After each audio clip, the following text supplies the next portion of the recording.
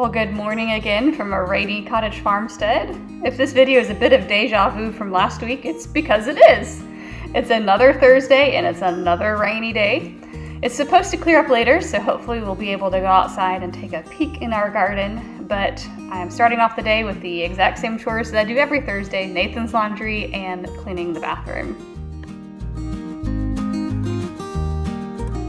And while I was wiping down the counter, I realized I was just about out of my homemade bathroom cleaner. So after I finished the sink, I went into the kitchen and whipped up another batch of my homemade cleaner. And it's simply 1 part dish soap and 3 parts vinegar, and I keep the recipe right there in my bottle so I don't have to look it up every single time I need some more. And it does have to be dish soap. It can't be any sort of soap that's Castile or like oil based. So if you add vinegar to a Castile soap, it will actually break the soap back into its original oil, which ends up being quite the mess, and I even ruined one of my spray bottles with the goopy mess. So keep that in mind when you're making your homemade cleaners, that vinegar can change some of your other ingredients. So I noticed outside the window while I was cleaning that one of our hens got stuck in between the electric fence and the deer netting. With all the rain that we had, it softened the ground and the electric net post got loose and started leaning over, so that's probably how she got out. So I went out there and rescued her, got her back in, and readjusted the fence posts. And this flock just started laying eggs, so while I was out there, I thought I'd check the nesting box to see if anything had been laid. And sure enough, one of the girls had laid, so when I came in, I marked it on our egg tracker. So we use this egg tracker to keep track of how many eggs our hens are laying, but also the expenses that we incur, so feed bills, that sort of thing. And it helps us know if our chicks are costing us money or if they are earning their keep. And of course, there's always more dishes, especially when you're cooking your meals from scratch. So usually in the mornings, I like to do a quick run through at getting the dishwasher unloaded, reloaded, and any dishes that may have been left over from the night before taken care of. And it is so lovely to have a window in front of the kitchen sink so I can enjoy the cows grazing and the chicken and goose annex. So like I mentioned last week, I have divided our house up into different deep cleaning zones. And so last week was the kitchen, and this week it is the dining room. Unlike the kitchen that gets quite grimy from cooking, the dining room does not take nearly as long to clean, especially since we're already cleaning off the dining room table every night. So it's mostly just a dust and wipe down of everything on the perimeter. So while I was cleaning, I realized most of the flowers in the dining room, kitchen, and bathroom were past their prime, so I'm dumping them out, and when it stops raining later, I'm gonna go pick some more to refill my vases.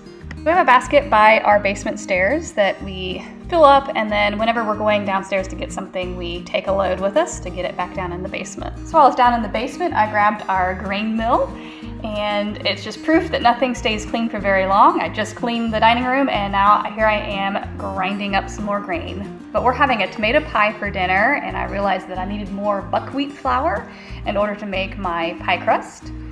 And the grain mill that we use is from the Y2K era, and it doesn't seal great, so it usually makes quite a dusty mess, so we try and operate it outside as much as we can to limit the mess indoors. But of course, there's always some more wiping up to do afterwards. So overnight, I had some basil drying in our dehydrator, and it was time to get that out of the dehydrator as I have some more things I need to put in there today. Farmer Nathan had brought me home some of the Growing Green Family Farms oregano seconds. So a lot of the oregano has bolted, and so they're trimming it back so that they'll have another flush for the fall.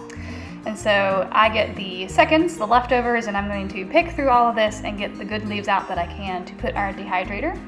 We do grow oregano, but we left most of our oregano at our old house, so our garden is still getting established and I don't get a lot out of it yet. When I'm doing tasks like these is when I get to enjoy watching other YouTubers. So I was catching up on some of my other favorite homesteaders that I like to watch and get inspired by while I am working on getting all the oregano leaves that I need.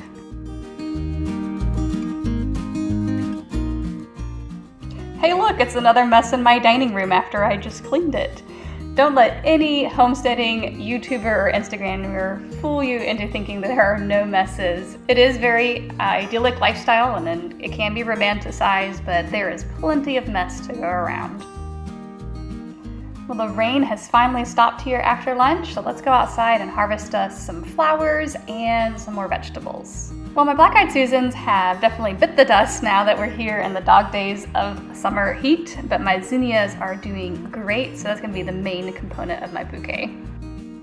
So this is my first year growing celosia, and what is fascinating to me is it gets pollinated by all sorts of nasty looking harlots. So I usually like to be out here early in the morning before this bush is covered in yellow jackets and wasps and things, but it is interesting to see all the variety of insects that we have here.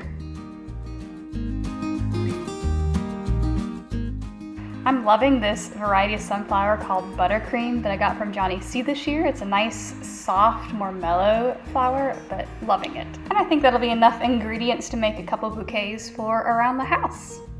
So our jalapeno plants this year have not been doing the best. They make pretty small little peppers and they just aren't producing as heavy as I'm used to. So I'm having to collect a little bit at a time, chop them up and freeze them so that I have enough to actually make a salsa recipe. So we're definitely gonna try something else next year.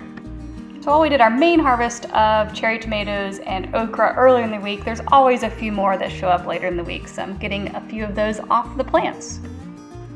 And similar with the green beans, we got most everything off the plants earlier in the week, and these plants are actually ones we'll be pulling out soon, so there wasn't a whole lot to get from here, but I got what I could. And not too bad for a secondary harvest this week. Well, thank you for stopping by the cottage farmhouse, and I'll see you next week.